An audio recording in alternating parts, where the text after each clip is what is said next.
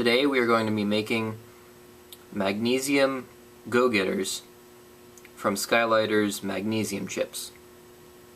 The materials you will need are as follows: 12-inch long barbecue skewers, these are optional, visco fuse, latex gloves, a funnel, 9/16 inch by 1.5 inch long tubes, bentonite clay, a rubber mallet, a go-getter tooling set, a 1/4 teaspoon measuring spoon, a hot glue gun, containers made of plastic for storing composition, potassium nitrate, charcoal, sulfur, sodium bicarbonate, 325 mesh aluminum, titanium from Skylighter, dextrin, and of course the magnesium chips, as well as large and small Dixie cups and a measuring scale.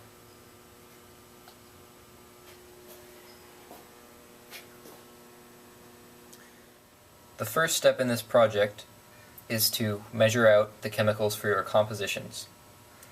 The compositions will be as follows: D1 glitter, which is potassium nitrate, sulfur, charcoal, aluminum, sodium bicarbonate, and dextrin, as well as the go-getter fuel, which is 60 potassium nitrate, 12 charcoal, 12 magnesium chips, 8 titanium, and 8 sulfur.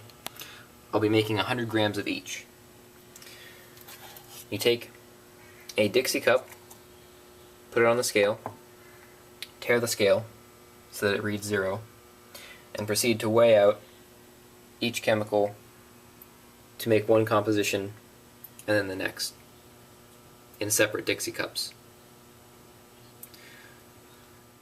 For the D1 glitter, once the composition is weighed out separately, you may mill the potassium nitrate, sulfur, charcoal, and dextrin in a ball mill for 2 hours. After this comes out of the ball mill, add the aluminum and sodium bicarbonate and mix thoroughly with a screen. For the go-getter fuel, you may also mix the potassium nitrate, charcoal, and sulfur, ball mill for 2 hours, and add in the magnesium chips and titanium afterwards. To our go-getter fuel, we're going to be adding 2% mineral oil. This is to protect the magnesium from any moisture that may possibly get into the composition or the finished go-getters. It also serves as a binder since dextrin cannot be used as magnesium cannot be bound with water. After milling, we are left with two compositions, the D1 glitter composition and the go-getter fuel composition. I've added 2% mineral oil to the go-getter composition and screened it thoroughly. This is to ensure that it binds and the go-getters do not blow apart in a shell. For the D1 glitter, I have added 5% water to the mixture and screened thoroughly. This is to activate the dextrin as a binder. The D1 glitter will be our delay mix, and the go-getter fuel will be the propellant. The next step in the process is to form a clay plug in the go-getter tube using the nozzle, the scoop, and bentonite clay. Fill the scoop about halfway with bentonite clay and put it into the funnel. Tap the edges of the funnel to ensure that most, if not all, of the clay goes down into the tube. After the clay has been placed into the tube, you may now use the go-getter rammer and the rubber mallet to consolidate the clay to form a plug at the end of the go-getter. When the plug has been securely rammed in place, it will look like this. It will be visible from both sides and should not be too thick, but should be solid. The next step is to fill the go-getter tube with delay composition. The next step in filling the go-getter tube with composition is to form an increment of D1 glitter as delay. This is done by scraping the tube against the bottom of your container and pressing composition into the tube like so, against the wall of the container. Next, you take the solid go-getter rammer and use hand pressure to consolidate an increment of D1 glitter as delay in the go-getter. This will provide a tail as the go-getter moves throughout the sky and a visually pleasing effect after the go-getter fuel has burned out. Now, you can repeat the same procedure with the go-getter fuel mixture by filling the go-getter tube with your fingers with as much composition as will fit into the tube. This may be difficult because of the large magnesium turnings, but pressing it in and then using the rammer to consolidate before pressing in another increment will help greatly in this process.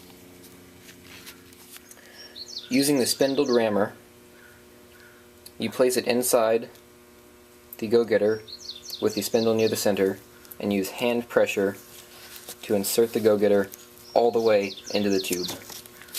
This will form a hollow cavity in the go-getter, as well as making the composition burn faster. It produces thrust when it burns. You can finish this off with some gentle taps of the hammer if you'd like. After this step has been completed, the go-getter is officially finished. All that must be done now is to wait for the go-getter to dry. If you have a drying chamber, you may use this. Note the hollow core in the middle of the go-getter. This will produce thrust as the go-getter burns and propel it through the air. If you wish to test your go-getters before putting them in a shell or other device, you can attach them to a skewer with a hot glue gun that has been unplugged. Here we see two versions of how the go-getters can turn out. This is the testing version. This has been hot glued onto a skewer with a visco fuse inserted into the core. This is for testing thrust, and these will go upwards like a bottle rocket. This go-getter is prepared the way that it would be prepared if it were to be launched in a shell. After it was dry, a piece of black match was inserted into the core.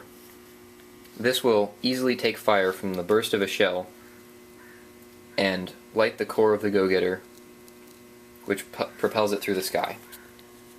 Here you can see the results of both of these in action.